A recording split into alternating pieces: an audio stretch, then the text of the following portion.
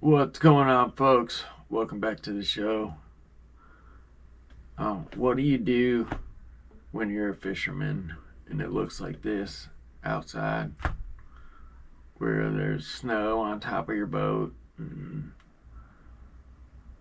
lakes are starting to freeze over and stuff, and the river's gonna bottom out. It's gonna get super cold, that water, and those fish they're gonna be even more difficult to catch. Well, I find myself inside a little bit more than I like to be, so I thought I would show y'all how I throw a jig, how I am successful using a jig. Everything from my finesse jigs here, maybe on a spinning rod, all the way to a 7.3 heavy jig rod, and this guy right here landing a 4-pound smallmouth in open water. So we'll cover the gamut here, and I'll show you. We'll start off with finesse jigs. So finesse jigs, when I mean finesse jigs, I'm talking about 1/4 ounce and under. So, your bitsy bugs. A lot of them have the skirt with the neck short, and then just, one skirt like that, which I tried to cut the one I tied in that fashion, but I need to go shorter on. That's a jig I tied right there, a little football head without a weed guard for that open muddy water. But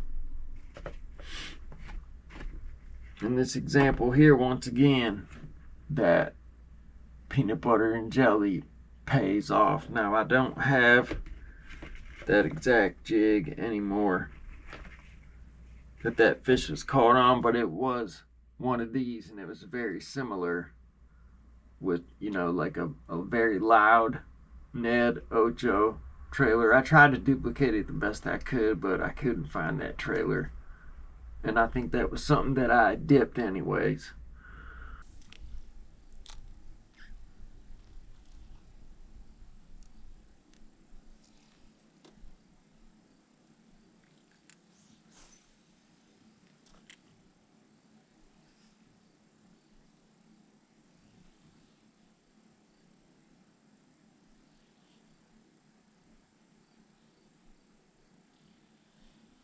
Dang.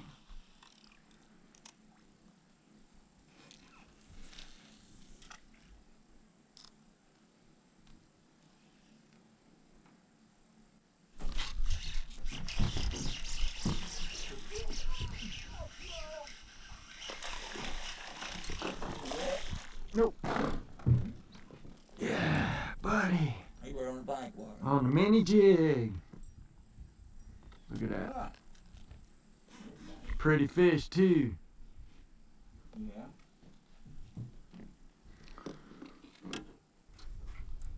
Hey, thanks for eating my. You know what? Why I started doing that, Dave? Because of your buddy. Last time we was at Woodrum's, he said bitsy bug Ned heads, Ned Yeah, bait. black. Black. He said black. Let the folks at home see him. Good looking fish. So, but like for example, this case right here, only bite of the day, but it was that well-placed cast that you could probably only do with a spinning rod, or I'm going to dedicate more time to excuse me, that 6.6 medium worm and jig rod made by Cash, and that I got for that reel that Frank was so gracious to send, that Daiwa Air 8 5-to-1. So it's good for picking up slack. So moving to my next favorite jig setup would be my 610 Shimano Cells medium heavy. I throw my spinner baits on it. I throw bladed jigs on it. It's usually spooled up with 14-pound Vanish or 15-pound Sunline. I throw one of my favorites, and you will see some nice fish caught on the Ike's Missile Baits Ike's cast mini flipping jig here. Like to throw these around wood, so I leave the weed guard on. I don't even cut them down. I just make sure I hit them hard because I know I got to get past that, you know.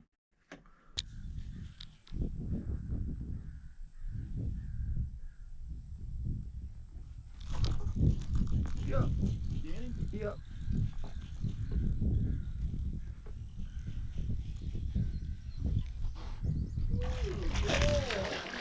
Oh, look at that, dude! Put him on a jig. Didn't you? Yep. That's about 3 pounds. Wow. Swimming or just hopping? Dragging it. Ah. Dude, that's might be a little bigger than 3.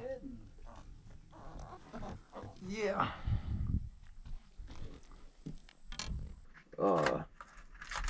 And then I'm also a fan of, if I can find it, here it is. I love some Arky jigs. In this next clip, you will see what is called a swimmer.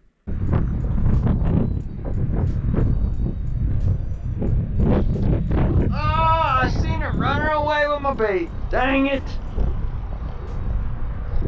I seen him. A lot of times, guys, that's why I don't wear sunglasses. So I can see my dang line.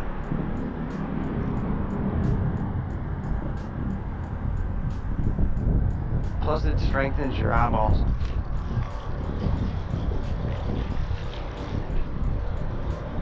Jig bite! Jig bite! Largemouth! Yeah! Jig bite! And again, that 610 allows me to make well-placed casts, and when that's pivotal whether you get bit or not. And both these fish were on the drag. So sediment bottom, you let it hit bottom, and then you picture a little cloud dust trail getting left behind this bait as you drag it, because that's what the bottom content is, right? Sediment. So it's going to make that disturbance just like a real crawdad would, which has drawing power. And I love when swimmers pick them up. That's why a lot of times when I'm fishing a jig, I won't wear sunglasses. I want to be able to see that line. And then last but not least, I do a lot of this.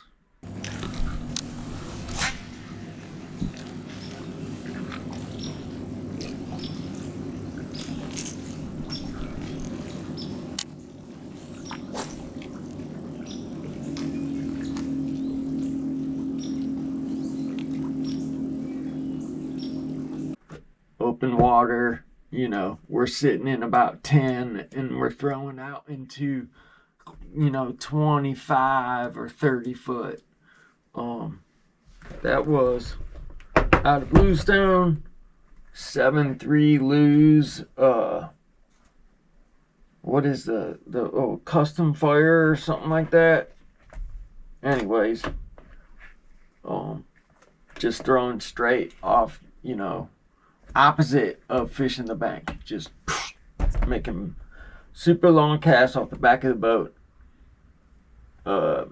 Either 14 or 17 pound fluorocarbon.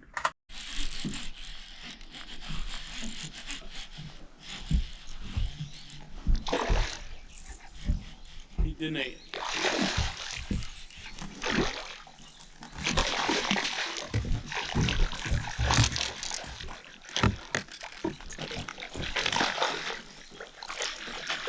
Oh yeah.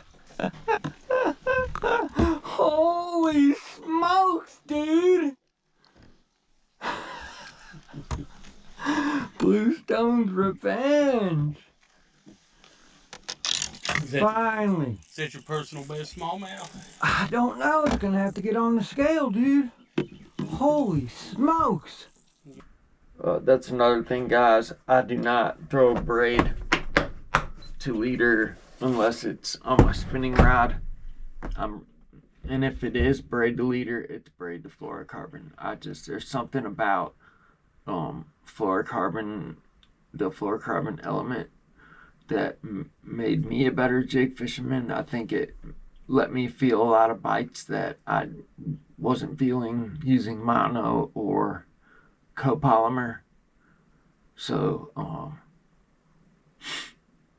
because bass are known to sit there and just do that vacuum hoover and suck up whatever's in their little immediate vicinity right in front of their mouth there, man. And sometimes, that's a weird bite to detect, because it's not like it's banging off their lips or anything. It's just sitting there.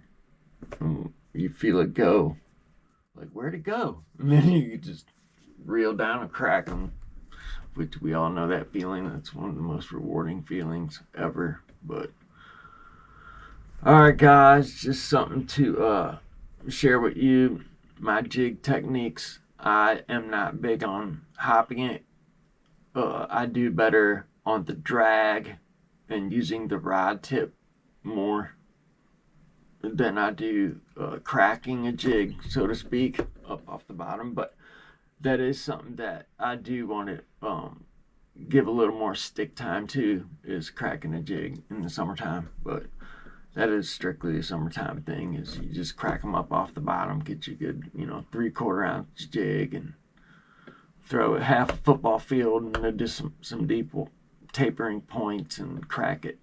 And just crack it all the way back to the boat. But anyways, folks, I hope my technique helps you become a better jig fisherman, or maybe even just get you into throwing them, period. Because one thing I want you to notice throughout all these little takes here is that the type of fish that a jig bite, it promotes a quality fish every time. It just does. They just catch big fish, and they're tried and true tests of time. You guys been throwing them. I started throwing them back in the early 90s with the Uncle Josh pork trailer on the back when I was like 12 and 13 years old.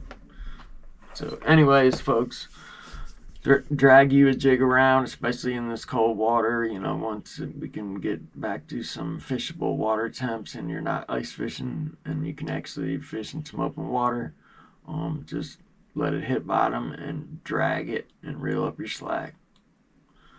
This is Brian from Guy with the GoPro Fishing Show. Out for now, but just for now. Take care, people, and be easy. Peace.